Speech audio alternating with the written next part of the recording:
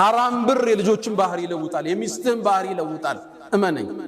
አታለህ ሪዝቅ ለልጆች ልትወስድ ሰው አስለቀሰ ቸቀምተ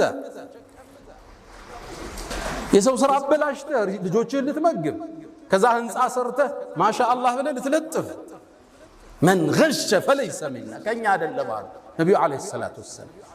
አደራችሁን የተጨበረበረ ብር፣ የተሰረቀ ብር፣ የተሸወደ ብር ለልጅ አይተርፍም።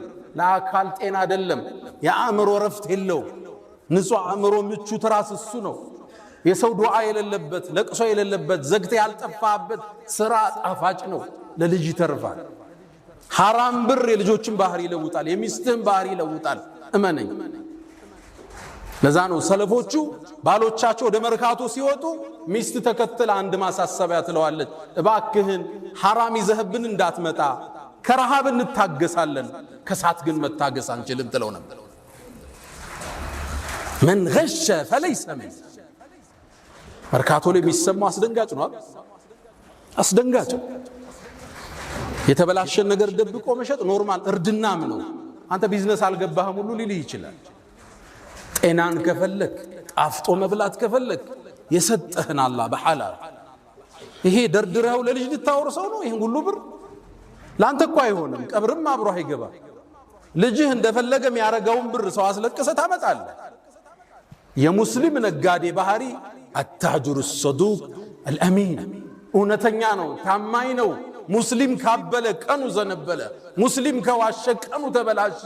አያቶቻችን ያስከበሩት ታሪካዊ ስማችን ታማኝ ነጋዴዎች፣ ደጎች፣ በዚክር አብረው የሚነግዱ የሰውን ችግር የሚረዱ አያቶቻችን። ይሄ ስማውን ተቀይሯል አይደለም? ብዙ ታሪክ አለ መርካቶ ውስጥ፣ አስደንጋጭ ታሪክ አለ። ከነቢያት ጋር እኩል መሰለፍ የፈለገ አማና እውነተኝነት የሙስሊም መገለጫ። ሪዝቅ ሰፊ ነው። ሁለትን ነገር ብቻ ላውሳ ከቁርአን። ኢብኑል ቀይም 4 የሪዝቅ ሰበቦችን ይጠቅሳሉ።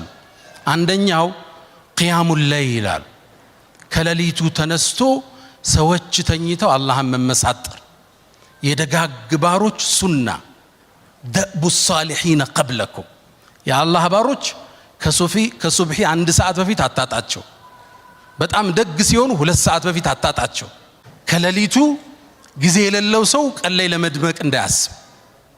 አላህ ጋር ብቻውን ሚስጥር የሌለው ሰው ትርጉም የለውም። ቀን ላይ ብቻህን ማየት ይፈልጋል አላህ እውነተኝነት። ሁለተኛው አሉ ኢብኑል ቀይም አልእስትግፋር بالأسحار وبالأسحار هم يستغفرون والمستغفرين بالأسحار ሱብሒ ከመምጣቱ 10-20 ደቂቃ በፊት ቁጭ ብለ የቀን ውሎህን፣ የታሪክ ወንጀልህን፣ ጉዞህን፣ የተበላሸው ኢኽላስህን አስበህ ትንሽ ወደ አላህ መመለስ፣ ማውራት፣ አላህን መማፀን፣ ማህርታውን መጠየቅ፣ አስተግፊሩላህ ወአቱቡ ኢለይክ ብቻ የሌሊት እስትግፋር። ሶስተኛ አሉ ኢብኑል ቀይም ፊ ዛድል መዓድ፣ ሶስተኛው አሉ ሰደቃ ነው አሉ።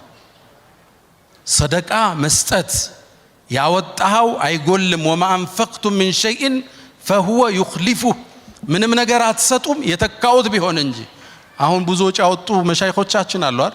ሪዝቁ ተመልሶላቸዋል። ክብሩን የቀራቸው ደረጃውን የቀራቸው ቃሉ ነው አላህ። ያውም አሉ ነብዩ አለይሂ ሰላቱ ወሰላም ማ ነቀሰ ማሉ ምርኢን ሚን ሰደቃ ካሉ በኋላ በል ተዚድ ይጨምረዋል እንጂ አሉ ነብዩ አለይሂ ሰላቱ ወሰላም። አራተኛ አሉ ኢብኑል ቀይም ረሂመሁላህ የጧትና የማታ ዚክሮች አዝካሩ ሰባህ ወልመሳ። አላህ ይወፍቀን ሁላችንም።